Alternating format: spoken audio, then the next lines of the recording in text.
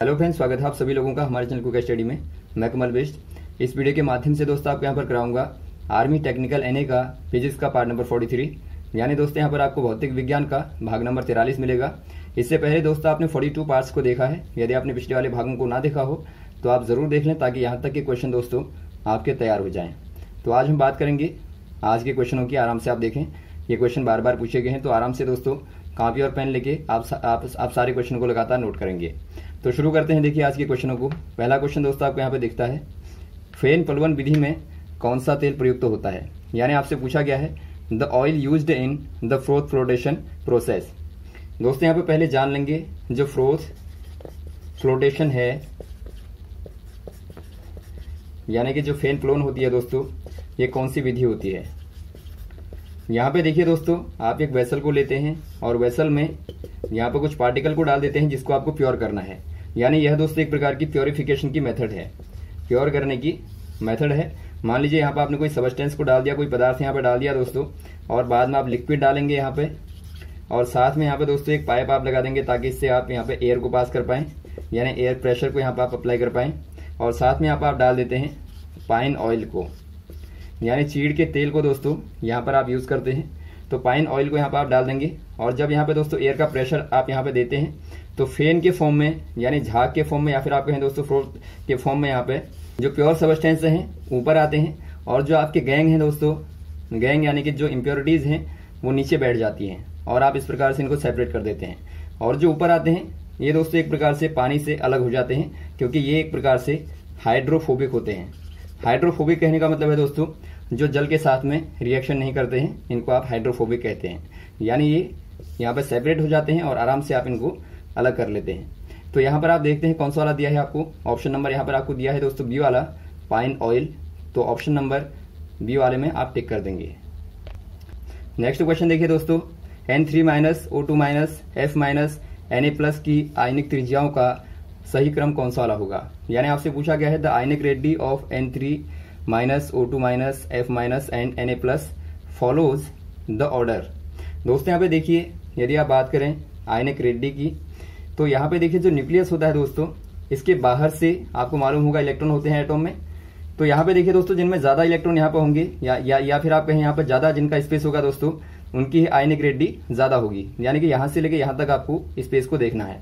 अब यहाँ पे देखिए आपको जो यहाँ पे एलिमेंट दिए हैं, पहला आपको दिया नाइट्रोजन, दूसरा आपको दिया है ऑक्सीजन, तीसरा आपको दिया फ्लोरीन, चौथा दिया है दोस्तों सोडियम। यदि आप इनके एटॉमिक नंबर को लिखें तो ये 7 होता है, 8 होता है, और फ्लोरीन 9, और सोडियम दोस्तों यहाँ पे 11 होता है। अब यहाँ पे देखिए इनके ऊपर क्या लगे हैं, आयन लगे हैं। आयन कहने का मतलब है यहाँ पे दोस्तों यदि माइनस आपको दिया होगा आयन, तो इसका मतलब है ये दोस्तों इलेक्ट्रॉन को क्या किए है, इलेक्ट्रॉन को कंटेन कर रखा है, यानी कि धारण कर रखा है। और प्लस का मतलब है दोस्तों डोनेट कर रखा है, यानी यहाँ पे दोस्तों एक प्रकार से एक इलेक्ट्रॉन का लॉस होगा तो आप पॉजिटिव दिखा देंगे। तो यहाँ पर देखिए यदि आप n में 3 माइनस कर दें दोस्तों, तो यहाँ पे 3 इलेक्ट्रॉनों को आपको ऐड करना पड़ेगा, यानी 10 यहाँ पे हो जाएंगे। वैसे यहाँ पे 2 को ऐड कर दें तो यहाँ भी दोस्तों आप 2 को जोड़ देंगे तो यहाँ पे 10 हो जाएंगे। वैसे आप यहाँ पे 1 को ऐड कर दें तो यहाँ भी आपको 1 ऐड करना पड़ेगा, तो यहाँ पे 10 हो जाएंगे। और वैसे यहाँ पर आप देखते हैं डोनेट कर रखा है दोस्तों सोडियम ने, तो यहाँ पर आप क्या कर देंगे, -1 कर देंगे, तो आप यहाँ पे देखते हैं आपको 10 इलेक्ट्रॉन्स मिलते हैं। अब यहाँ पे देखिए दोस्तों सारे के सारे यहाँ पे 10 इलेक्ट्रॉन वाले हैं।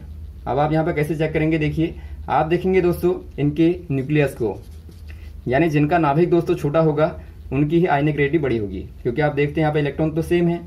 तो यहाँ पर आप देखते हैं दोस्तों जो छोटा वाला एलिमेंट होगा, यानी जिनका एटॉमिक नंबर कम होगा, उनका न्यूक्लियस भी क्या होगा दोस्तों, ये आपका साइज में छोटा होगा। तो यहाँ पर आप देखते हैं जो N है दोस्तों, N का न्यूक्लियस छोटा होगा, और यहाँ पे यदि आप 10 इलेक्ट्रॉनों को लगाते हैं बाहर से, तो ये वाली रेड्डी जो है ये आपकी ज्यादा हो जाएगी।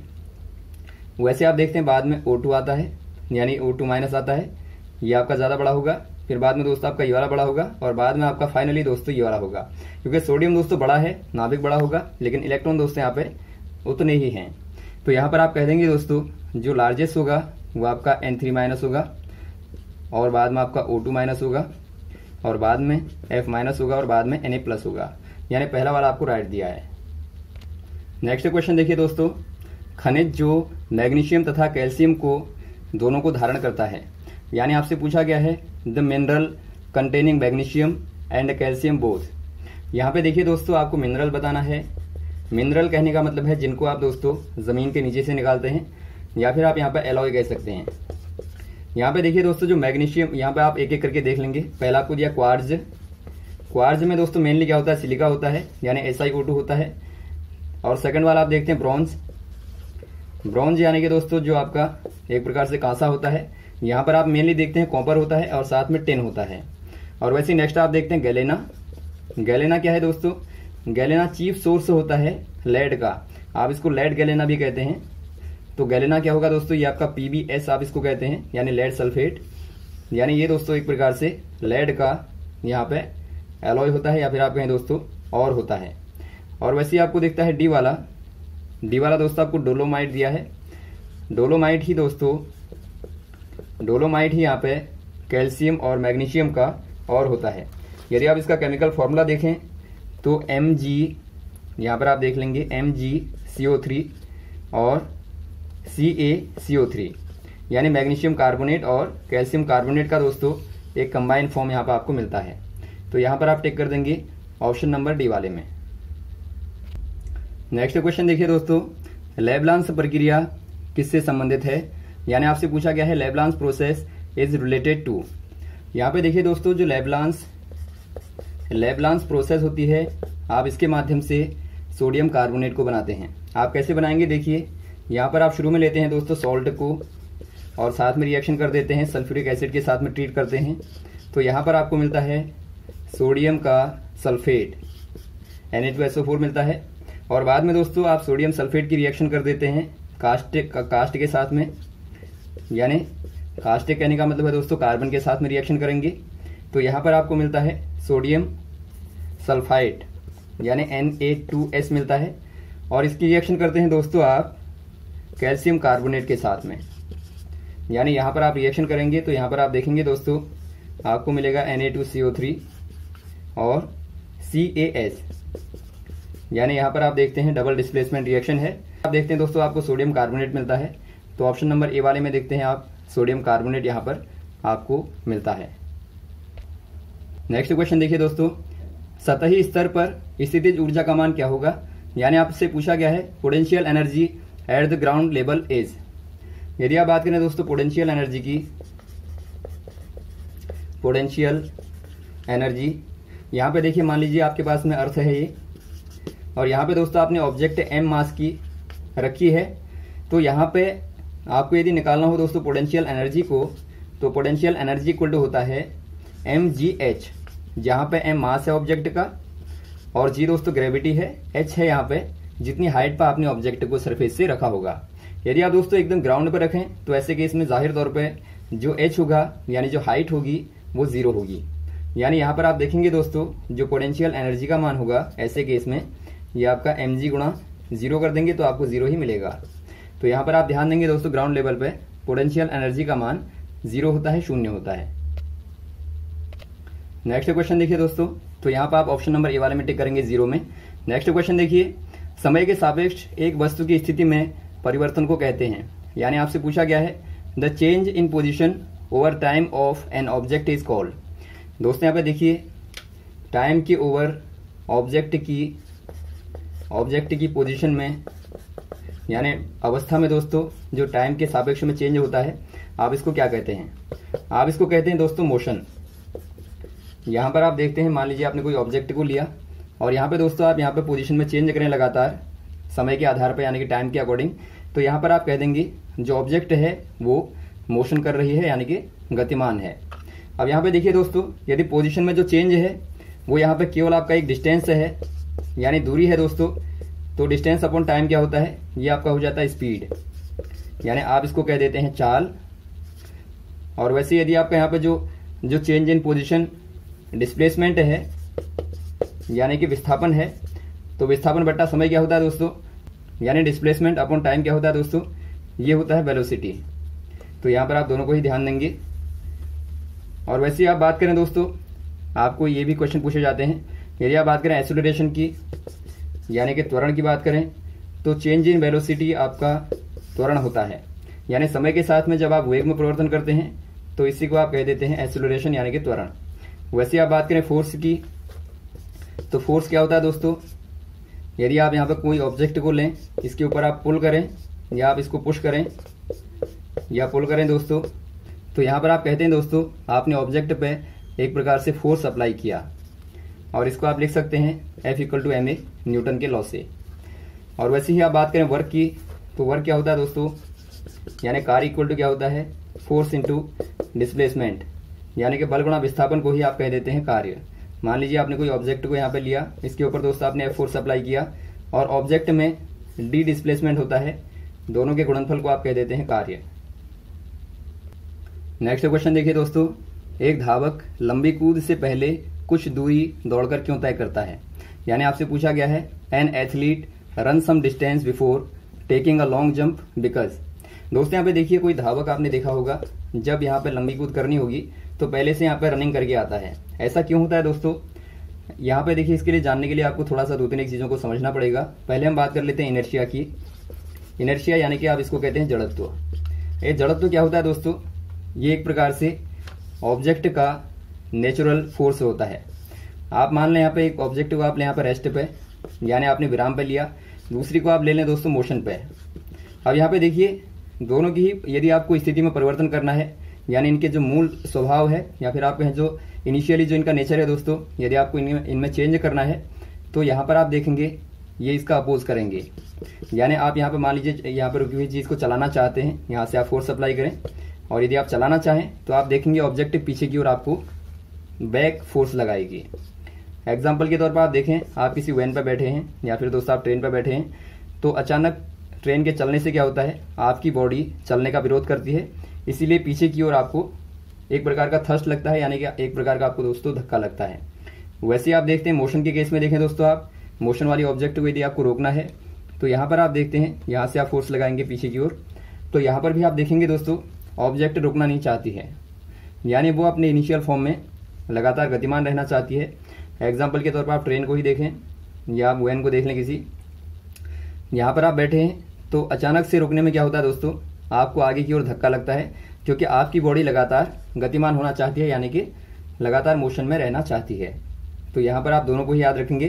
पहले वाले को दोस्तों आप कह लेते हैं इनर्शिया ऑफ रेस, जो पहला वाला केस है इसको आप कहते हैं इनर्शिया ऑफ रेस, यानी विराम का जड़त्व, और सेकंड वाले को कहते हैं दोस्तों आप इनर्शिया ऑफ मोशन, यानी कि गति का जड़त्व आप सेकंड वाले को कहते हैं।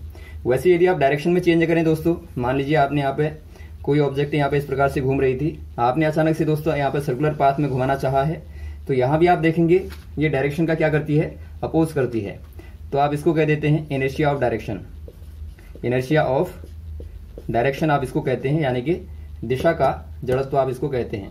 तो इनके आधार पर बार बार क्वेश्चन आते हैं, आप ध्यान देंगे।